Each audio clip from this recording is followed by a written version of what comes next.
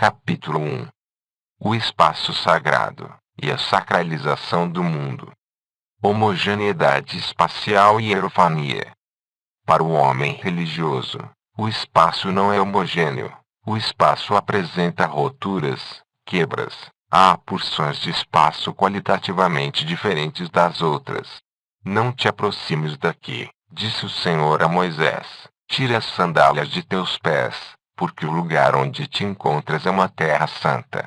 Êxodo 3, 5. Há, portanto, um espaço sagrado, e por consequência forte, significativo, e há outros espaços não sagrados, e por consequência sem estrutura nem consistência, em suma, amorfos. Mas ainda, para o homem religioso essa não homogeneidade espacial traduz-se pela experiência de uma oposição entre o espaço sagrado único que é real, que existe realmente e todo o resto, a extensão informe, que o cerca. É preciso dizer, desde já, que a experiência religiosa da não homogeneidade do espaço constitui uma experiência primordial, que corresponde a uma fundação do mundo. Não se trata de uma especulação teórica, mas de uma experiência religiosa primária, que precede toda a reflexão sobre o mundo. É a rotura operada no espaço que permite a constituição do mundo, porque é ela que descobre o ponto fixo, o eixo central de toda a orientação futura.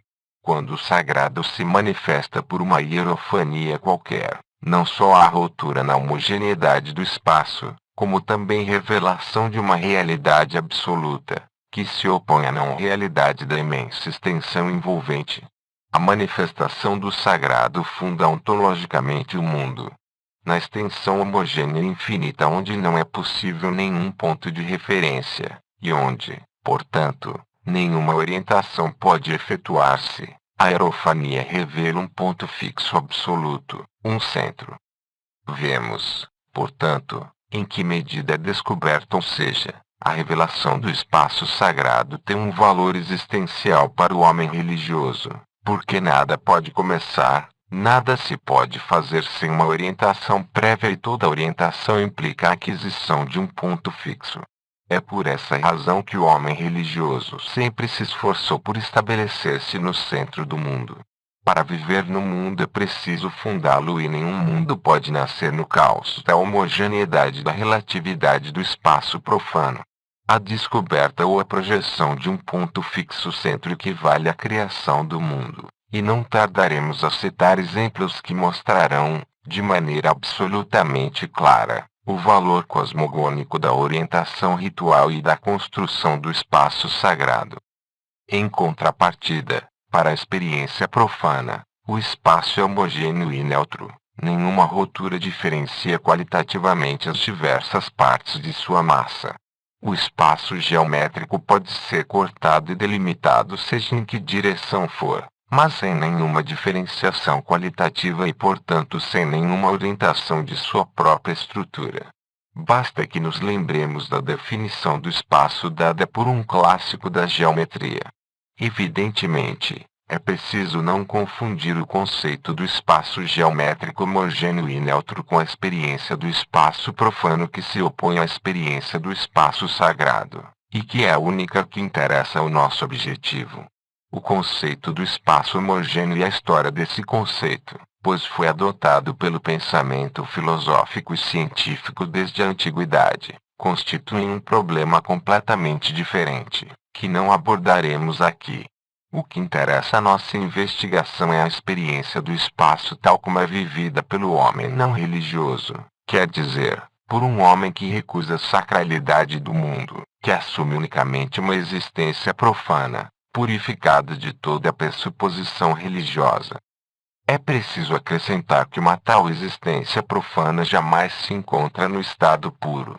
Seja qual for o grau de dessacralização do mundo a que tenha chegado, o homem que optou por uma vida profana não consegue abolir completamente o comportamento religioso. Isto ficará mais claro no decurso de nossa exposição. Veremos que até a existência mais dessacralizada conserva ainda traços de uma valorização religiosa do mundo. Mas, por ora, Deixemos de lado este aspecto do problema e limitemo-nos a comparar as duas experiências em questão, a do espaço sagrado e a do espaço profano. Lembremos-nos das implicações da primeira. A revelação de um espaço sagrado permite que se obtenha um ponto fixo, possibilitando, portanto, a orientação na homogeneidade caótica, a fundação do mundo, o viver real. A experiência profana, ao contrário, mantém a homogeneidade e, portanto, a relatividade do espaço. Já não é possível nenhuma verdadeira orientação, porque o ponto fixo já não goza de um estatuto ontológico único. Aparece e desaparece segundo as necessidades diárias. A bem dizer, já não há mundo, há apenas fragmentos de um universo fragmentado, massa amorfa de uma infinidade de lugares mais ou menos neutros onde o homem se move, forçado pelas obrigações de toda a existência integrada numa sociedade industrial. E, contudo, nessa experiência do espaço profano ainda intervêm valores que, de algum modo, lembram a não homogeneidade específica da experiência religiosa do espaço. Existem, por exemplo, locais privilegiados, qualitativamente diferentes dos outros, a paisagem natal ou os sítios dos primeiros amores, ou certos lugares na primeira cidade estrangeira visitada na juventude.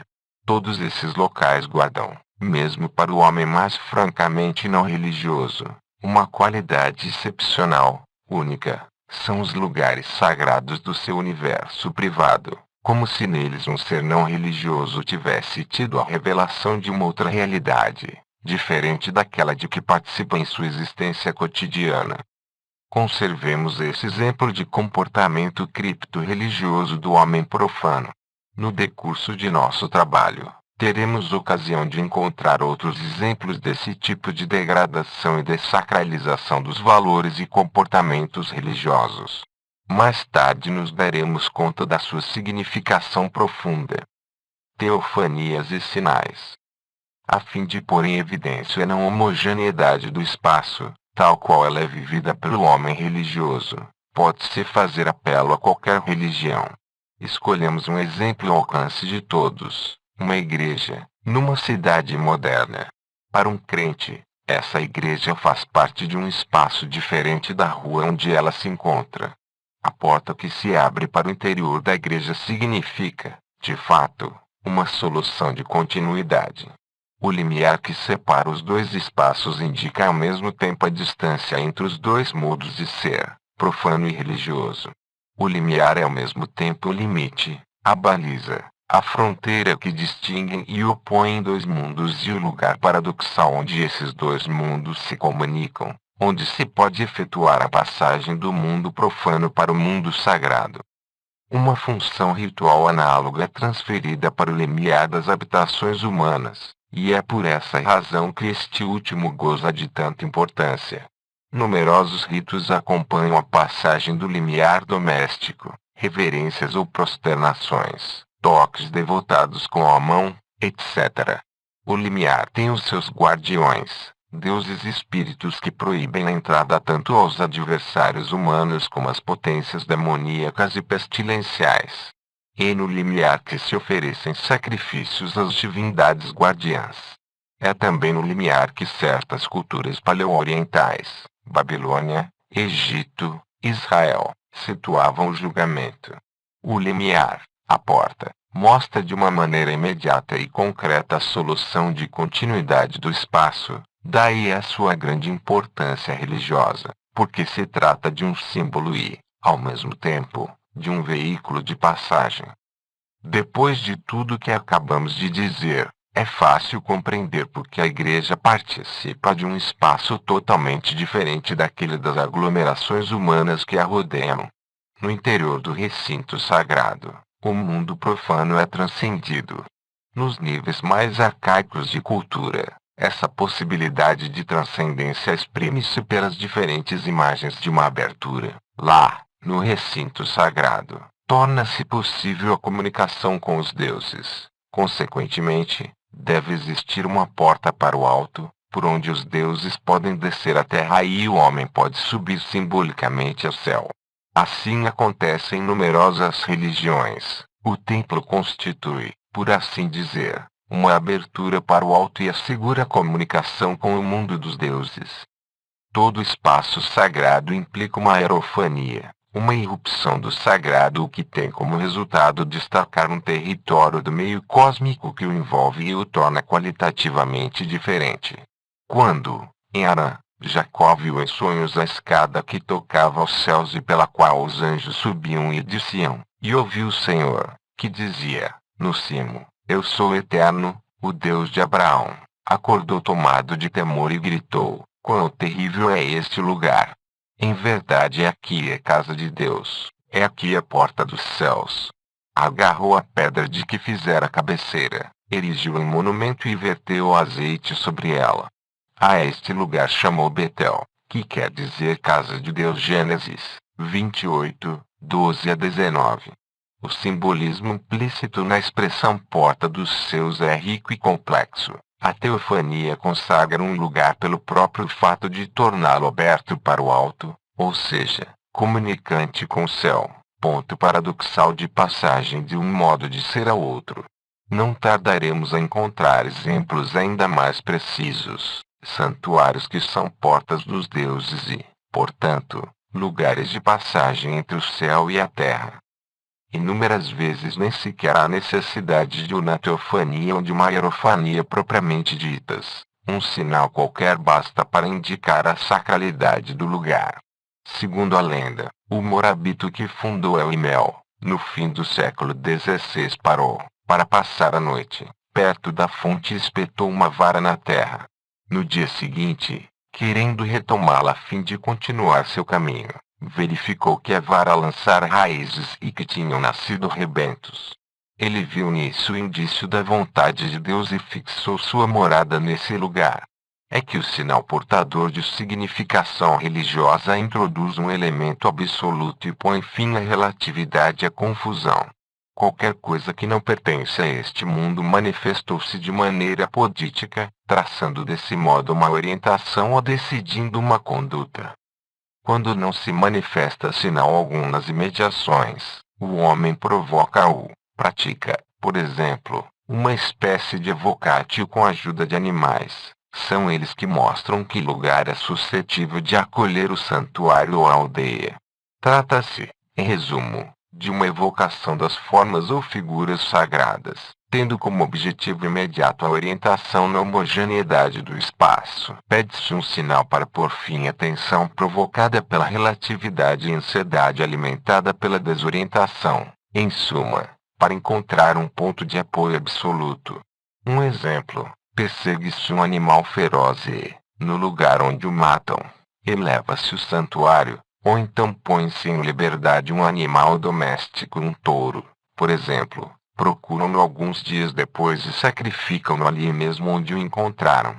Em seguida levanta-se o altar e ao redor dele constrói-se a aldeia. Em todos esses casos, são os animais que revelam a sacralidade do lugar, o que significa que os homens não são livres de escolher o terreno sagrado, que os homens não fazem mais do que procurá-lo e descobri-lo com a ajuda de sinais misteriosos. Esses poucos exemplos mostram-nos os diferentes meios pelos quais o homem religioso recebe a revelação de um lugar sagrado. Em cada um desses casos, as serofanias anularam a homogeneidade do espaço e revelaram um ponto fixo.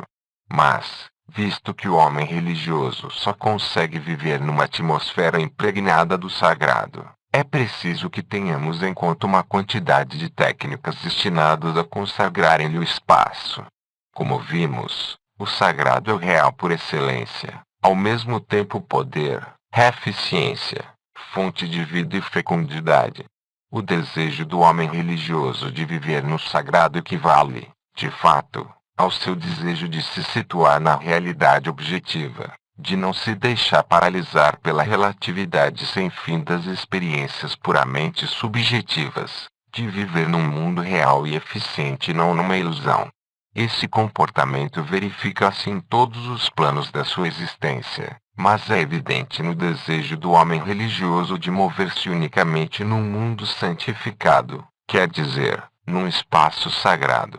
É por essa razão que se elaboraram técnicas de orientação, que são, propriamente falando, técnicas de construção do espaço sagrado. Mas não devemos acreditar que se trata de um trabalho humano, que é graças ao seu esforço que o homem consegue consagrar um espaço. Na realidade, o ritual pelo qual o homem constrói um espaço sagrado é eficiente à medida que ele reproduz a obra dos deuses. A fim de compreendermos melhor a necessidade de construir ritualmente o espaço sagrado, é preciso insistir um pouco na concepção tradicional do mundo. Então logo nos daremos conta de que o mundo todo é, para o homem religioso, um mundo sagrado. Caos e cosmos. O que caracteriza as sociedades tradicionais é a oposição que elas subentendem entre o seu território habitado e o espaço desconhecido e indeterminado que o cerca. O primeiro é o mundo, mais precisamente, o nosso mundo, o cosmos. O restante já não é um cosmos, mas uma espécie de outro mundo, um espaço estrangeiro, caótico, povoado de espectros, demônios, estranhos equiparados, aliás, aos demônios e às almas dos mortos. À primeira vista, essa ruptura no espaço parece consequência da oposição entre um território habitado e organizado, portanto cosmizado, e o espaço desconhecido que se estende para além de suas fronteiras. Tem-se de um lado um cosmos e de outro um caos. Mas é preciso observar que, se todo o território habitado é um cosmos, é justamente porque foi consagrado previamente. Porque, de um modo ou outro, esse território é obra dos deuses ou está em comunicação com o mundo deles. O mundo quer dizer, o nosso mundo, é um universo no interior do qual o sagrado já se manifestou e onde, por consequência, a ruptura dos níveis tornou-se possível e se pode repetir. É fácil compreender porque o momento religioso implica o momento cosmogônico. O sagrado revela a realidade absoluta e, ao mesmo tempo, torna possível a orientação, portanto, funda o mundo, no sentido de que fixa os limites e, assim, estabelece a ordem cósmica. Tudo isso sobressai com muita clareza do ritual védico concernente à tomada de posse de um território. A posse torna-se legalmente válida pela ereção de um altar do fogo consagrado a Agni. Diz-se que se está instalado quando se construir um altar de fogo, Garpatya, e todos aqueles que constroem um altar do fogo estão legalmente estabelecidos. Shatapatha Brahmana 7.1.1.1.4. Pela ereção de um altar do fogo, Agni tornou-se presente e a comunicação com o mundo dos deuses está assegurada. O espaço do altar torna-se um espaço sagrado. Mas o significado do ritual é muito mais complexo, e quando nos damos conta de todas as suas articulações compreendemos por que a consagração de um território equivale à sua cosmização. Com efeito, a ereção de um altar Agni não é outra coisa senão a reprodução em escala microcósmica da criação. A água onde se amassa a argila é equiparada à água primordial. A argila que serve de base ao altar simboliza a terra. As paredes laterais representam a atmosfera, etc. E a construção é acompanhada de estrofes explícitas que proclamam qual região cósmica acaba de ser criada. Shatapatha 1, 9, 2, 29, etc. Consequentemente, a elevação de um altar do fogo é a única maneira de validar a posse de um território equivale a uma cosmogonia. Um território desconhecido, estrangeiro, desocupado, no sentido, muitas vezes, de desocupado pelos nossos, ainda faz parte da modalidade fluida e larvar do caos. Ocupando e, sobretudo, instalando-se, o homem transforma-o simbolicamente em cosmos mediante uma repetição ritual da cosmogonia. O que deve tornar-se o nosso mundo, deve ser criado previamente, e toda a criação tem um modelo exemplar, a criação do universo pelos deuses. Quando os colonos escandinavos tomaram posse da Islândia, Landinama, e a rotearam, não consideraram esse empreendimento nem como uma obra original, nem como um trabalho humano e profano.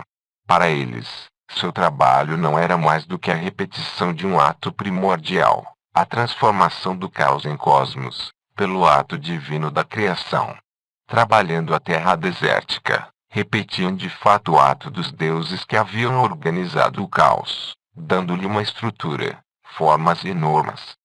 Quando se trata de arrotear uma terra inculta ou de conquistas de ocupar um território já habitado por outros seres humanos, a tomada de posse ritual deve, de qualquer modo, repetir a cosmogonia.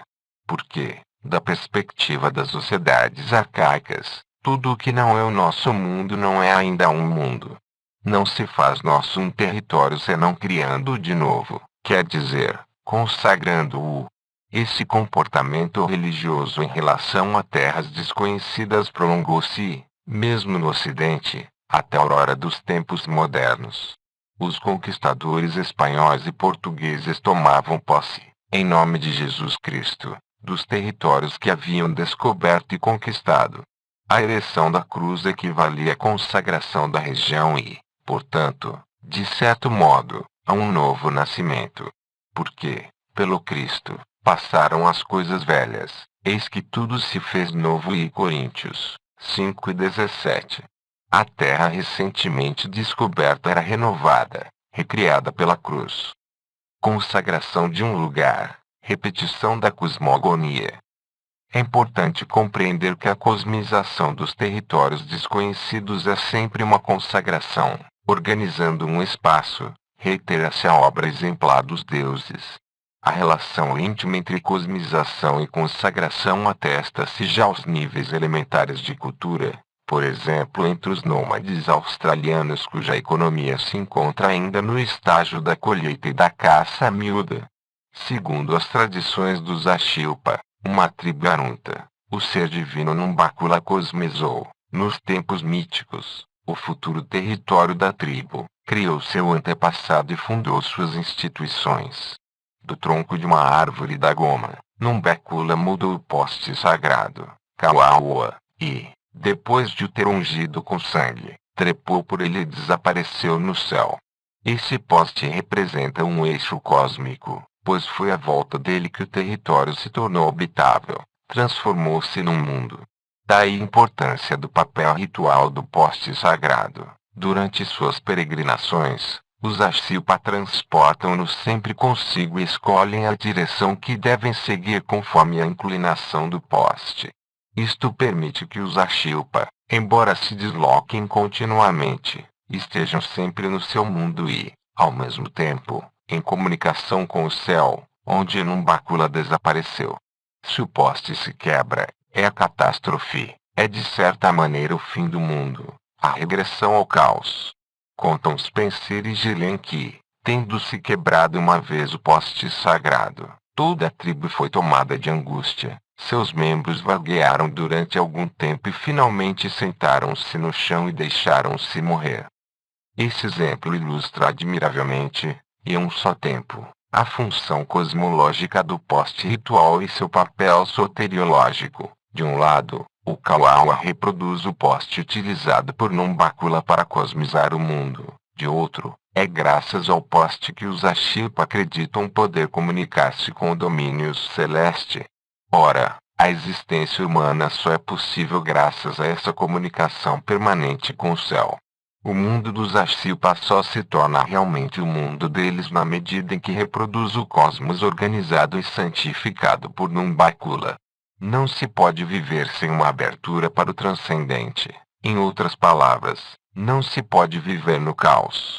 Uma vez perdido o contato com o transcendente, a existência no mundo já não é possível e os Ashilpa deixam-se morrer. Instalar-se num território equivale, em última instância, a consagrá-lo, quando a instalação já não é provisória, como nos nômades, mas permanente, como é o caso dos sedentários. Implica uma decisão vital que compromete a existência de toda a comunidade. Situar-se num lugar, organizá-lo, habitá-lo são ações que pressupõem uma escolha existencial, a escolha do universo que se está pronto a assumir ao criá-lo. Ora, esse universo é sempre a réplica do universo exemplar criado e habitado pelos deuses. Participa, portanto, da santidade da obra dos deuses. O poste sagrado dos Ashilpa sustenta o mundo deles e assegura a comunicação com o céu. Temos aqui o protótipo de uma imagem cosmológica que teve uma grande difusão, a dos pilares cósmicos que sustentam o céu e ao mesmo tempo abrem a via para o mundo dos deuses. Até sua cristianização, os celtas e os germanos conservavam ainda o culto desses pilares sagrados. O crônico Nauricense Breve, escrito por volta de 800, conta que Carlos Magno, por ocasião de uma de suas guerras contra os saxões, 772, mandou demolir, na cidade de Eresburg, o templo e o madeiro sagrado do famoso imenso daquele povo. Rodolfo de Fulda 860, enfatiza que essa famosa coluna é a coluna do universo, sustentando quase todas as coisas universalis coluna quasi sustinis omnia.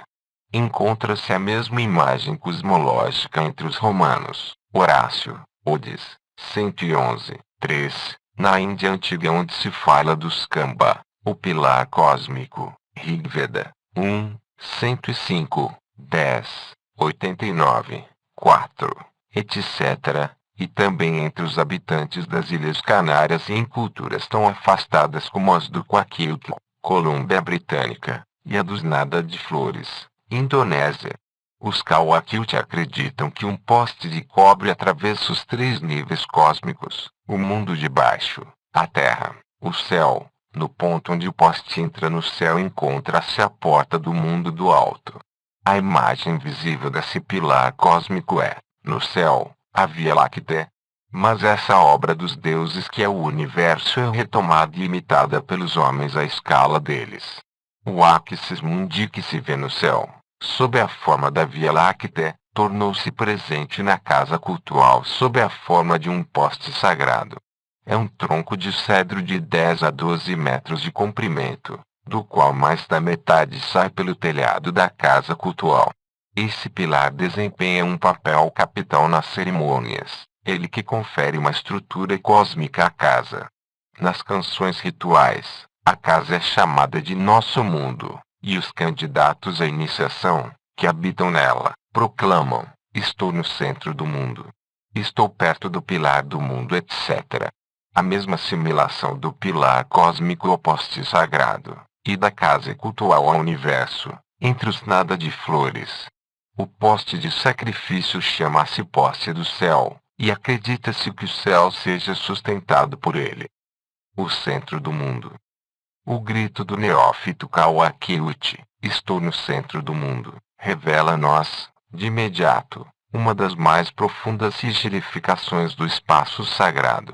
Lá onde, por meio de uma hierofania, se efetuou a rotura dos níveis, operou-se ao mesmo tempo uma abertura em cima, o mundo divino, ou embaixo, as regiões inferiores, o mundo dos mortos.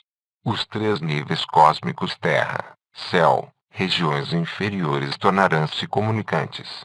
Como acabamos de ver, a comunicação às vezes é expressa por meio da imagem de uma coluna universal, Axis Mundi, que liga e sustenta o céu e a terra, e cuja base se encontra cravada no mundo de baixo, que se chama Infernos. Essa coluna cósmica só pode situar-se no próprio centro do universo, pois a totalidade do mundo habitável espalha-se à volta dela. Temos, pois, de considerar uma sequência de concepções religiosas e imagens cosmológicas que são solidárias e se articulam num sistema, ao qual se pode chamar de sistema do mundo das sociedades tradicionais. A. Um lugar sagrado constitui uma ruptura na homogeneidade do espaço. B. Essa ruptura é simbolizada por uma abertura, pela qual se tornou possível a passagem de uma região cósmica a outra, do céu à terra e vice-versa, da terra para o mundo inferior. C. A comunicação com o céu é expressa indiferentemente por certo número de imagens referentes todas elas ao Axis Mundi, pilar universalis coluna, escada de Jacó, montanha, árvore, cipós etc. D. Em torno desse eixo cósmico estende-se o mundo nosso mundo. Logo, o eixo encontra-se ao meio, no umbigo da Terra. É o centro do mundo. Um grande número de mitos, ritos e crenças diversas derivam desse sistema do mundo tradicional. Não é o caso de citá-los aqui. Parece-nos mais útil limitar-nos a alguns exemplos, escolhidos entre civilizações diferentes, e que podem nos fazer compreender o papel do espaço sagrado na vida das sociedades tradicionais qualquer que seja. Aliás, o aspecto particular sob o qual se apresenta esse espaço, lugar santo, casa cultural, cidade, mundo. Encontramos por toda parte o simbolismo do centro do mundo, e é ele que, na maior parte dos casos, nos permite entender o comportamento religioso em relação ao espaço em que se vive. Comecemos por um exemplo que tem o mérito de nos revelar, de imediato, a coerência e a complexidade de um tal simbolismo, a montanha cósmica. Acabamos de ver que a montanha figura entre as imagens que exprimem a ligação entre o céu e a terra. Considera-se, portanto, que a montanha se encontra no centro do mundo. Com efeito, numerosas culturas falam-nos dessas montanhas míticas ou reais situadas no centro do mundo. É o caso do Meru, na Índia, de Araberes-Haiti, no Irã, da montanha mítica Monte dos Países, na Mesopotâmia, de Gerizim, na Palestina, que se chamava aliás umbigo da terra.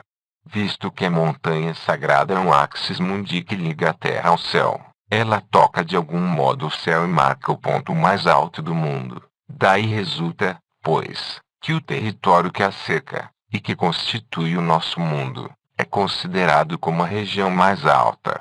É o que proclama a tradição israelita. A Palestina, sendo a região mais elevada, não foi submersa pelo dilúvio. Segundo a tradição islâmica, o lugar mais elevado da terra é a Caaba, pois a estrela polar testemunha que ela se encontra defronte do centro do céu.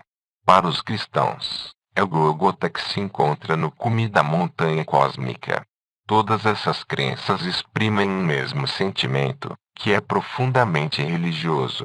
Nosso mundo é uma terra santa porque é o lugar mais próximo do céu, porque daqui, dentre nós, pode-se atingir o céu. Nosso mundo é, pois, um lugar alto. Em termos cosmológicos, essa concepção religiosa traduz-se pela projeção do território privilegiado que é o nosso no cume da montanha cósmica.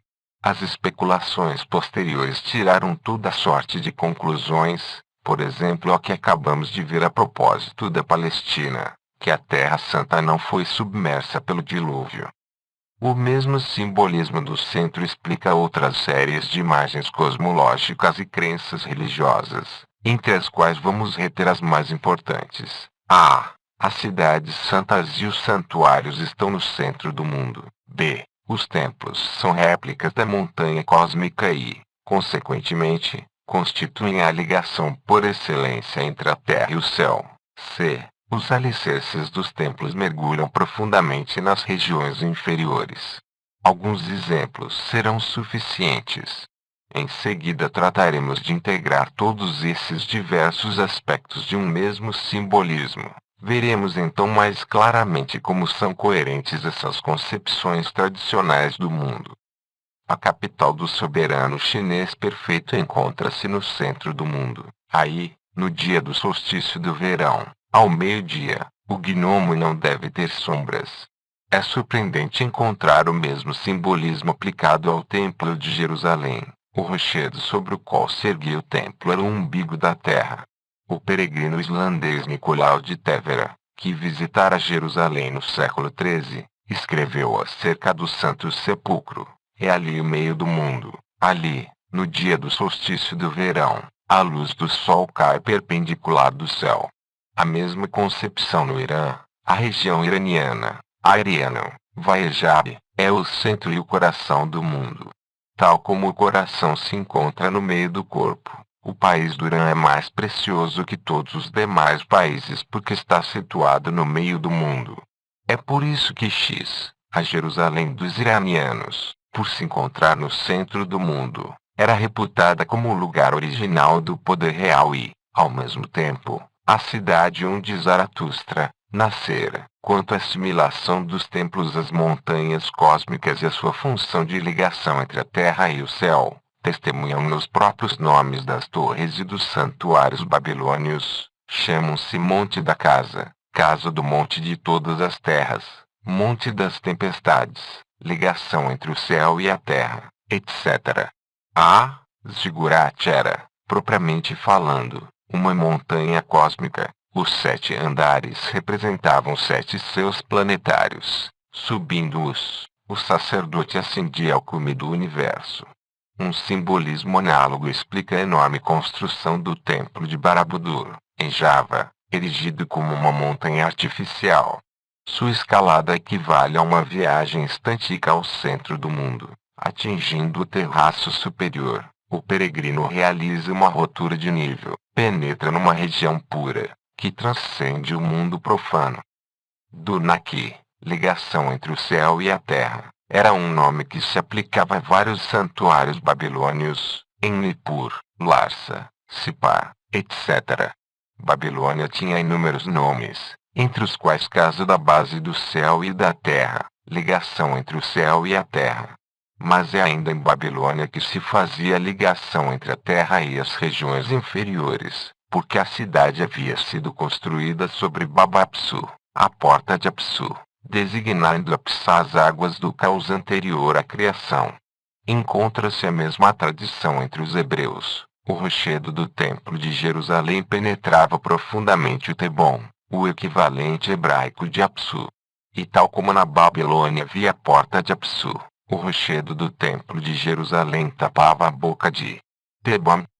O Apsu, o Teon simbolizam ao mesmo tempo o caos aquático, a modalidade pré-formal da matéria cósmica e o mundo da morte, de tudo o que precede a vida e a sucede. A porta de Apsu e o rochedo que oculta a boca de Teon designa-me não somente o ponto de intersecção e portanto de comunicação entre o mundo inferior e a Terra, mas também a diferença de regime ontológico entre esses dois planos cósmicos. A rotura de nível entre Teon e o rochedo do templo que lhe fecha a boca, passagem do virtual ao formal, da morte à vida. O caos aquático que precedeu a criação simboliza ao mesmo tempo a regressão à morfo efetuada pela morte, o regresso à modalidade larvar da existência. De certo ponto de vista, as regiões inferiores são comparáveis às regiões desérticas e desconhecidas que cercam o território habitado, o mundo de baixo, por cima do qual se estabelece firmemente nosso cosmos, corresponde ao caos que se estende junto às suas fronteiras. Nosso mundo situa-se sempre no centro. De tudo o que acabamos de dizer resulta que o verdadeiro mundo se encontra sempre no meio, no centro, pois é aí que há rotura de nível, comunicação entre as 3 zonas cósmicas. Trata-se sempre de um cosmos perfeito, seja qual for sua extensão. Toda uma região, por exemplo, a Palestina, uma cidade, Jerusalém, um santuário, o Templo de Jerusalém, representam indiferentemente uma imago mundi. Flávio José escreveu, a propósito do simbolismo do templo, que o pátio figurava o mar, quer dizer, as regiões inferiores. O santuário representava a terra, e o santo dos santos, o céu. Verifica-se, pois, que a imago mundi, assim como o centro, se repete no interior do mundo habitado. A Palestina, Jerusalém e o Templo de Jerusalém representam cada um e ao mesmo tempo a imagem do universo e o centro do mundo. Essa multiplicidade de centros e essa reiteração da imagem do mundo a escalas cada vez mais modestas constituem uma das notas específicas das sociedades tradicionais. Parece-nos que se impõe uma conclusão. O homem religioso desejava viver o mais perto possível do centro do mundo. Sabia que o seu país se encontrava efetivamente no meio da terra. Sabia também que sua cidade constituía o umbigo do universo e, sobretudo, que o templo ou palácio eram verdadeiros centros do mundo, mas queria também que sua própria casa se situasse no centro e que ela fosse uma imago mundi. E, como vamos ver, acreditava-se que as habitações situavam-se de fato no centro do mundo e reproduziam, em escala microcósmica, o universo. Em outras palavras, o homem das sociedades tradicionais só podia viver num espaço aberto para o alto, onde a rotura de nível estava simbolicamente assegurada e a comunicação com outro mundo, o mundo transcendental, era ritualmente possível.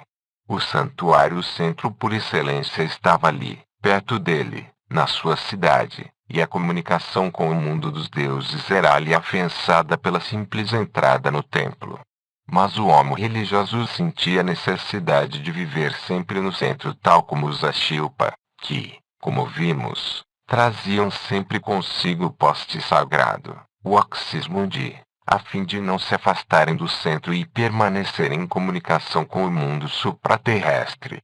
Numa palavra, sejam quais forem as dimensões do espaço que lhe é familiar e no qual ele se sente situado, seu país, sua cidade, sua aldeia, sua casa, o homem religioso experimenta a necessidade de existir sempre num mundo total e organizado, num cosmos. Um universo origina-se a partir do seu centro, estende-se a partir de um ponto central que é como seu umbigo. É assim que, segundo o Rigveda 10:149, nasce e se desenvolve o universo, a partir de um núcleo, de um ponto central. A tradição judaica é ainda mais explícita. O Santíssimo criou o mundo como um embrião. Tal como o embrião cresce a partir do umbigo, do mesmo modo Deus começou a criar o mundo pelo umbigo e a partir daí difundiu-se em todas as direções. E visto que o umbigo da terra, o centro do mundo é a Terra Santa, Yoma afirma, o mundo foi criado a começar por Sion. Rabi Ben Gurion disse do rochedo de Jerusalém que ele se chama a pedra angular da terra, quer dizer, o umbigo da terra, pois foi a partir dali que toda a terra se desenvolveu. Por outro lado, uma vez que a criação do homem é uma réplica da cosmogonia, daí resulta que o primeiro homem foi fabricado no umbigo da terra, tradição mesopotâmica, no centro do mundo, tradição iraniana, no paraíso situado no umbigo da terra ou em Jerusalém, tradições judaico-cristãs. E nem podia ser de outra forma, aliás, pois o centro é justamente o lugar onde se efetua uma rotura de nível, onde o espaço se torna sagrado, real por excelência. Uma criação implica superabundância de realidade, ou, em outras palavras, uma irrupção do sagrado no mundo. Segue-se daí que toda construção ou fabricação tem como modelo exemplar a cosmogonia. A criação do mundo torna-se o arquétipo de todo gesto criador humano, seja qual for seu plano de referência. Já vimos que a instalação num território reitera a cosmogonia. Agora, depois de termos captado o valor cosmogônico do centro, compreendamos melhor por que todo estabelecimento humano repete a criação do mundo a partir de um ponto central, o umbigo. Da mesma forma que o universo se desenvolve a partir de um centro e se estende na direção dos 4 pontos cardeais, assim também a aldeia se constitui a partir de um cruzamento. Em Bali, tal como em certas regiões da Ásia, quando se empreende a construção de uma nova aldeia, procura-se um cruzamento natural, onde se cortam perpendicularmente 2 caminhos. O quadrado construído a começar de um ponto central é uma imago mundi. A divisão da aldeia em 4 setores, que implica aliás uma partilha similar da comunidade, corresponde à divisão do universo em 4 horizontes.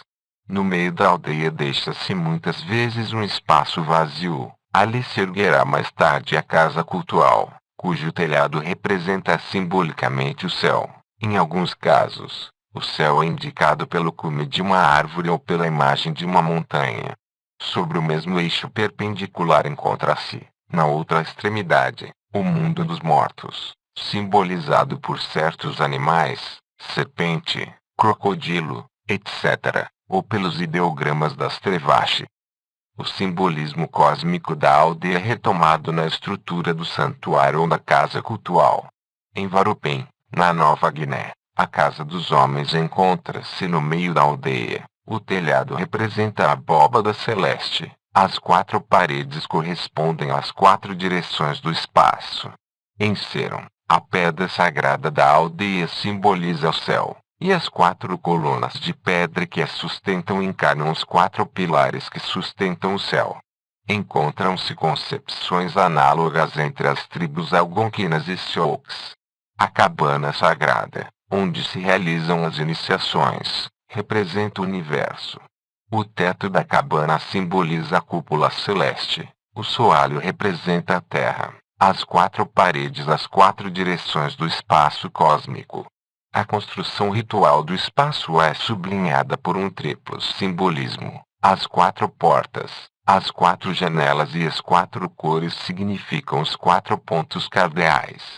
A construção da cabana sagrada repete assim a cosmogonia, pois esta casinha representa o mundo.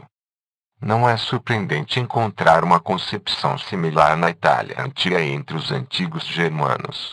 Trata-se, em suma, de uma ideia arcaica e muito difundida. A partir de um centro projetam-se os 4 horizontes nas 4 direções cardeais.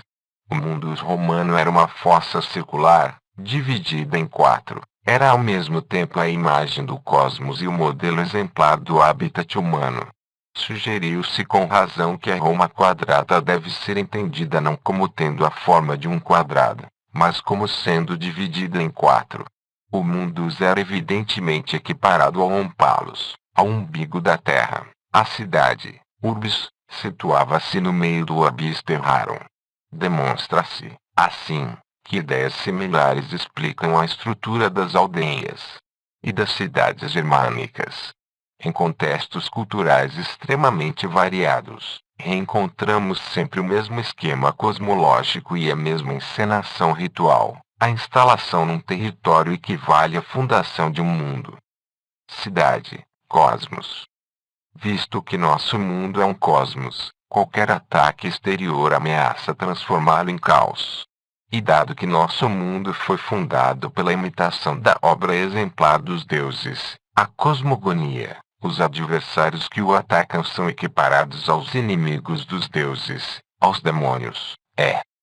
Sobretudo ao arquidemônio, o dragão primordial vencido pelos deuses nos primórdios dos tempos. O ataque de nosso mundo equivale a uma desforra do dragão mítico, que se rebela contra a obra dos deuses, o cosmos, e se esforça por reduzir ao nada. Os inimigos enfileiram-se entre as potências do caos. Toda destruição de uma cidade equivale a uma regressão ao caos. Toda vitória contra o atacante reitera a vitória exemplar do Deus contra o dragão, quer dizer, contra o caos. É por essa razão que o faraó era assimilado ao deus Ra, vencedor do dragão Apopis, ao passo que seus inimigos eram identificados a esse dragão mítico. Dario considerava-se um novo Traetaona, herói mítico iraniano de quem se dizia ter matado um dragão de 3 cabeças. Na tradição judaica, os reis pagãos eram apresentados sob os traços do dragão, tal é o Nabucodonosor descrito por Jeremias 51:34, e o Pompeu apresentado nos Salmos de Salomão. Conforme ainda teremos ocasião de ver, o dragão é a figura exemplar do monstro marinho, da serpente primordial, símbolo das águas cósmicas, das trevas, da noite e da morte numa palavra, do amorfo e do virtual, de tudo que ainda não tem uma forma. O dragão teve de ser vencido e esquartejado pelo Deus para que o cosmos pudesse vir à luz. Foi do corpo do monstro marinho Tiamat que Marduk deu forma ao mundo. Jeová criou o universo depois da vitória contra o monstro primordial Rab. Mas, como veremos, essa vitória do Deus sobre o dragão deve ser repetida simbolicamente todos os anos, pois todos os anos o mundo deve ser criado de novo. Da mesma maneira, a vitória do Deus contra as forças das trevas, da morte e do caos repete-se a cada vitória da cidade contra os invasores. É muito provável que as defesas dos lugares habitados e das cidades tenham sido, no começo, defesas mágicas. Essas defesas fossas, labirintos, muralhas, etc., eram dispostas a fim de impedir a invasão dos demônios e das almas dos mortos mais do que o ataque dos humanos. No norte da Índia, na época de uma epidemia, Descreve-se em volta da aldeia um círculo destinado a interdizer aos demônios da doença a entrada no recinto. No Ocidente, na Idade Média, os muros das cidades eram consagrados ritualmente como uma defesa contra o demônio, a doença e a morte. Aliás, o pensamento simbólico não encontra nenhuma dificuldade em assimilar o inimigo humano ao demônio e à morte. Afinal, o resultado dos ataques, sejam demoníacos ou militares, é sempre o mesmo: a ruína, a desintegração, a morte. Notemos que nos nossos dias ainda são utilizadas as mesmas imagens quando se trata de formular os perigos que ameaçam certo tipo de civilização. Fala-se do caos, de desordem, das trevas onde nosso mundo se afundará. Todas essas expressões significam a abolição de uma ordem, de um cosmos, de uma estrutura orgânica, e a reimersão num estado fluido, amorfo, enfim, caótico. Isto prova, ao que parece, que as imagens exemplares sobrevivem ainda na linguagem e nos estribilhos do homem não religioso. Algo da concepção religiosa do mundo prolonga-se ainda no comportamento do homem profano, embora ele nem sempre tenha consciência dessa herança imemorial. Assumir a criação do mundo. Sublinhemos a diferença radical que se assinala entre os dois comportamentos tradicional, religioso, e profano relativamente à morada humana. Seria inútil insistir sobre o valor e a função da habitação nas sociedades industriais, são suficientemente bem conhecidos. Segundo a fórmula de um célebre arquiteto contemporâneo, Le Corbusier, a casa é uma máquina para habitar. Alinha-se, portanto, entre as inúmeras máquinas fabricadas em série nas sociedades industriais. A casa ideal do mundo moderno deve ser, antes de tudo, funcional, quer dizer, deve permitir aos homens trabalharem e repousarem a fim de assegurarem o trabalho. Pode-se mudar a máquina de habitar tão frequentemente quanto se troca uma bicicleta, uma geladeira ou um carro.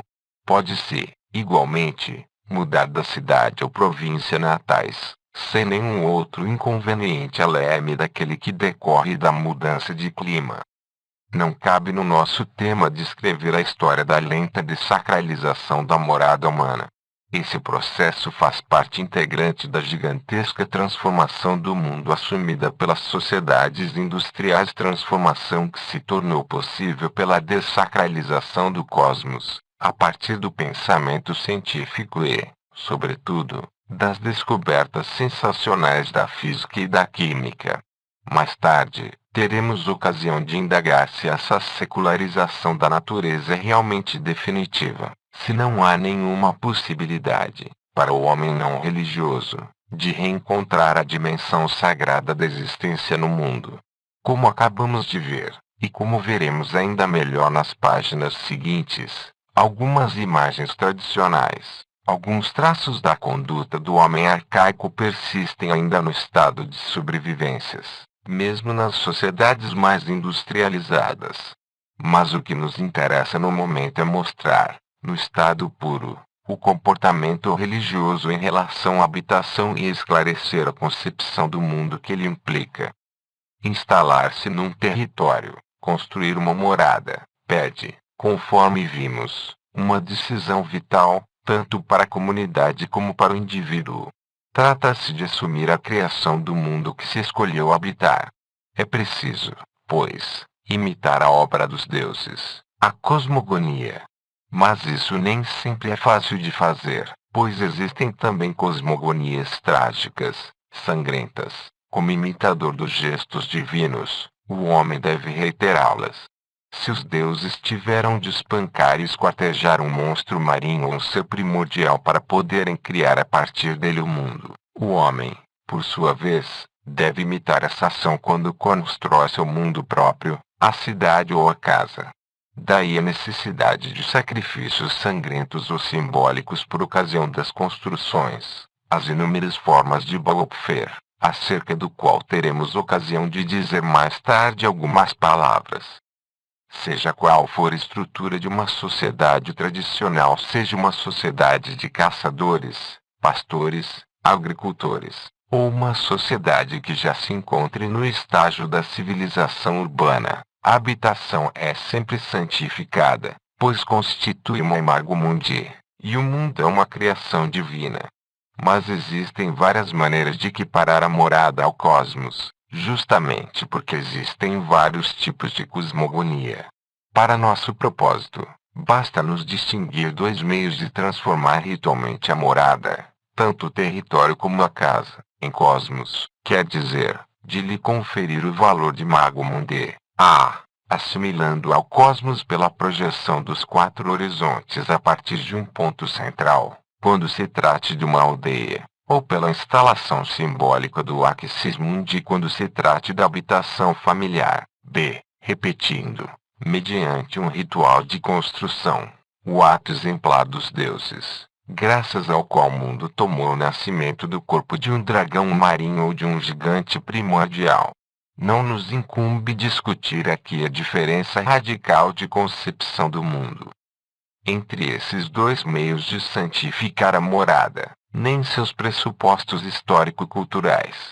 Basta dizer que o primeiro meio, ou seja, a cosmização de um espaço pela projeção dos horizontes ou pela instalação do axis mundi, é atestado já nos estágios mais arcaicos de cultura, por exemplo, o poste canvas dos australianos, a chilpa, ao passo que o segundo meio parece ter sido inaugurado na cultura das Urfazer.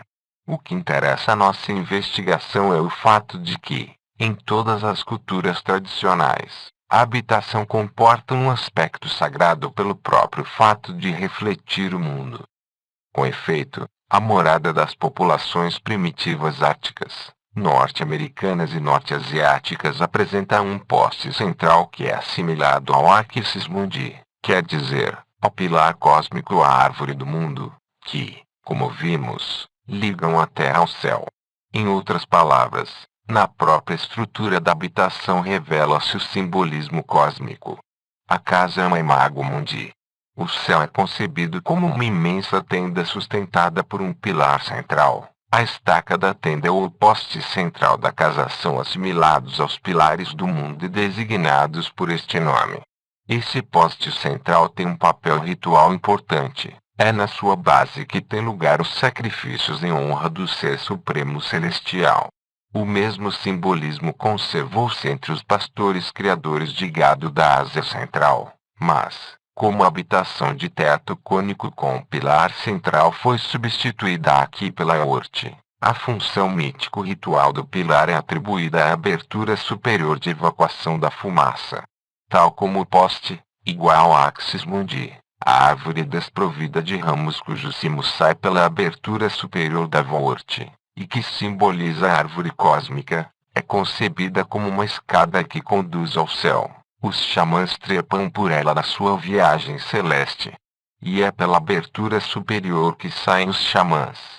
Encontra-se ainda o pilar sagrado, erguido no meio da habitação, na África, entre os povos amitas e amitoides.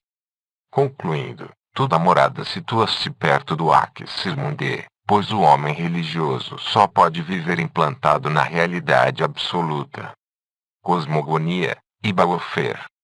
Uma concepção similar encontra-se também numa cultura altamente evoluída como a da Índia, mas neste caso apresenta-se igualmente a outra maneira de equiparar a casa ao cosmos, acerca da qual já dissemos algumas palavras.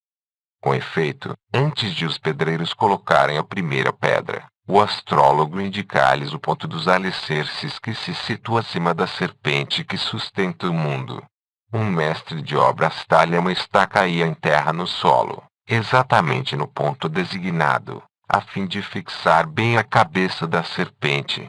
Uma pedra de base é colocada em seguida por cima da estaca. A pedra angular encontra-se assim exatamente no centro do mundo. Mas, por outro lado, o ato de fundação repete o ato cosmogônico. Enterrar a estaca na cabeça da serpente e fixá-la é incitar o gesto primordial de Sumão de Indra, quando este último, conforme diz o Rig Veda, feriu a serpente no seu antro 4, 17, 9, e cortou-lhe a cabeça com seus raios. 52, 10. Como já dissemos, a serpente simboliza o caos, o amorfo, o não manifestado. Decapitá-lo equivale a um ato de criação, passagem do virtual e do amorfo ao formal. Lembremos-nos de que foi do corpo de um monstro marinho primordial, Tiamat, que o deus Marduk deu forma ao universo.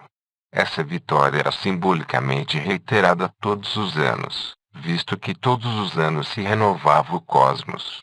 Mas o ato exemplar da vitória divina era igualmente repetido por ocasião de qualquer construção, pois toda nova construção reproduzia a criação do mundo.